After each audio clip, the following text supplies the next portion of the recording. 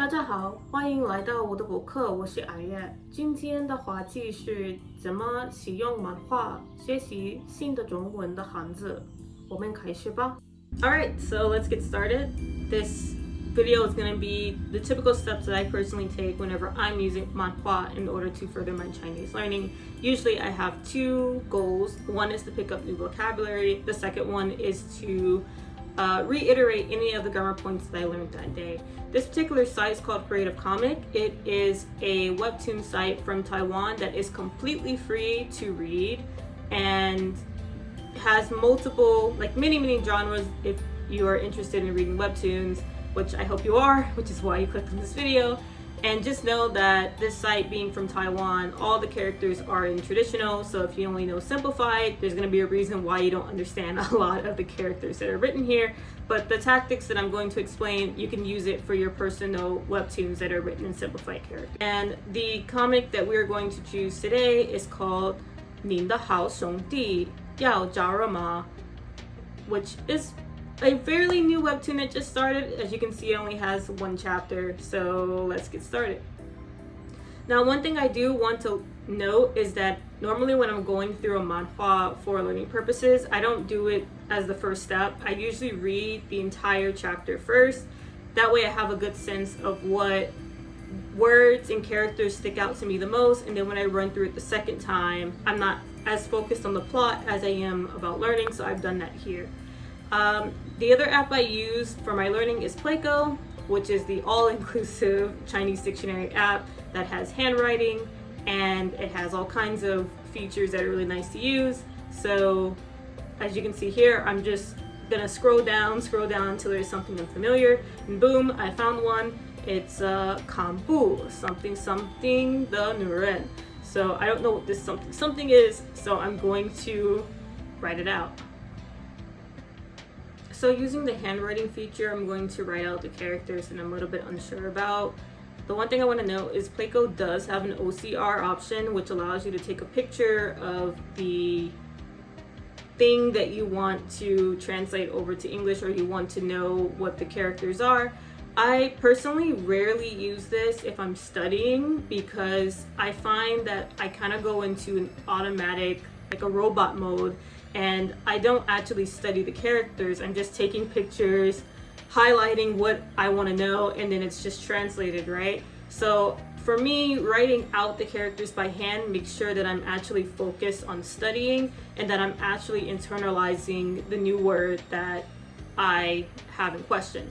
The other thing I want to note here is I'm not just writing one or two characters from that first sentence that was in question, but I'm actually looking at the entire page to see what characters stick out to me, because going sentence by sentence is a bit tiring for me and I'll get exhausted really quickly. So this is how I do it. But of course you can use the OCR option as well, or whatever option you would prefer to use. The other thing I want to note is stroke order here is important. So as you can see, it takes me a couple of tries to get one of the characters written down because my stroke order is not perfect. And so yeah, just keep that in mind as well if you're using the handwriting feature. Okay, so I've written down all the characters for this page that were in question, and we see Qing, we see Lian, Zhibo, and Mudi. So, the other thing I want to mention is, yes, my Pleiko does not have pinyin. My Pleiko has juyin, and juyin is the phonetic system that Taiwan uses. Why I prefer to use it, even though I mostly study simplified characters, it's because it helps with my pronunciation. I find when I use pinyin, my pronunciation really starts to suffer, and I will probably make a video on this topic another time about juyin versus pinyin, but yeah, don't be confused about this.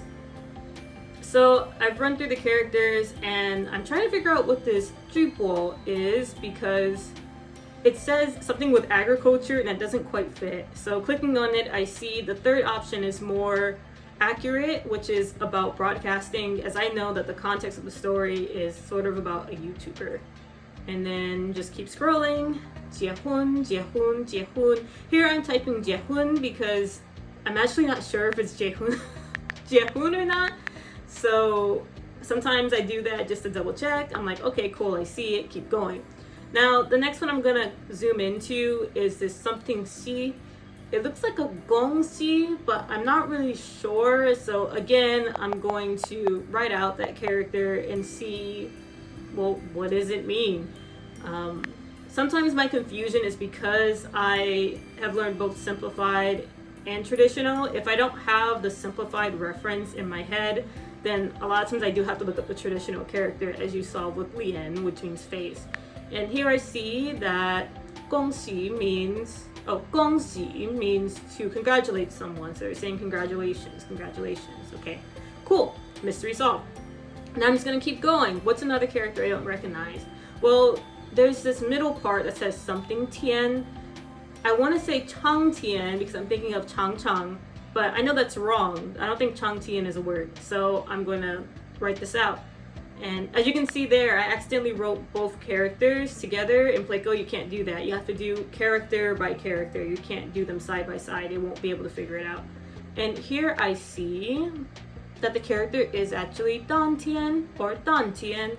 So cool, mystery solved once again. 当天是当天比。当天是当天比。当天。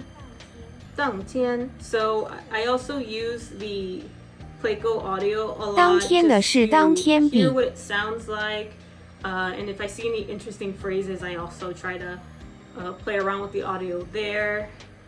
So I figured that out. Cool, mystery solved. 恭喜恭喜喜喜喜恭喜 and yeah, just double checking. 恭喜 not 恭喜恭喜 他们的脸也看不 so like I haven't been able to see their face since that night. So here's another one I want to touch on, which is font choice. Sometimes the font can be a little different from what we're used to with the perfect text. So I do find myself often searching for the correct word, even if I think I know what it means. Like this probably means 行李之后, but I'm not sure about the li part. So that is why I am typing it out. And again, you see I typed them both at the same time. So gotta start over.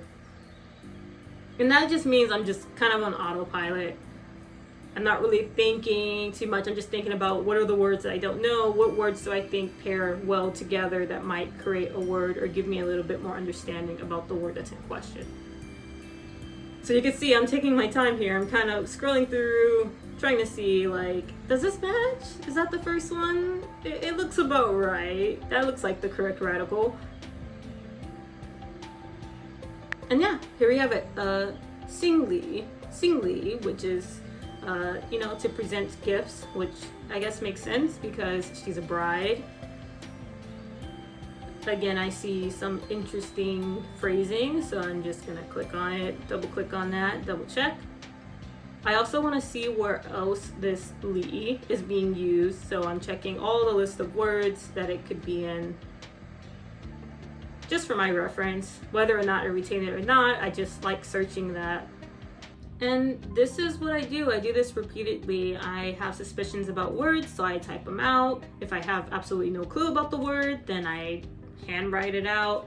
Another tip that I should mention is about using the audio. So a lot of times words can sound slower in our head, so it's really good to play the audio of the word that you've looked up so you can understand what it sounds like in real time. Or if you're using the translator, I highly encourage typing in that sentence that you have a question about and then hitting the play button as well so you can hear what it sounds like in real time. My go-to is usually Baidu because, I don't know, it seems like the most accurate translator, but you can use yours as well.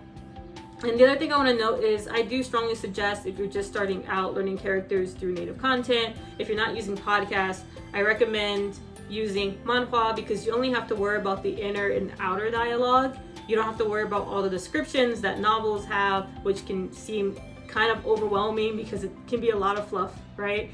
Versus with manhua, you just have to worry about the pictures in the background. And just from that, you may not have to look up some words because you can make some assumptions. And The other thing I want to note is we only went up to the title, so there's still more of this chapter left, but I just wanted to give you a glimpse of kind of how I go through this process. And if you want to read this, then I've put the link down below, so please definitely check it out. They just released a second chapter yesterday, and yeah, please let me know down below if you enjoyed this content. Let me know if you're using comics in order to study Chinese, how you personally do it, or let me know what you do differently, what you like about the process, what you don't like about the process.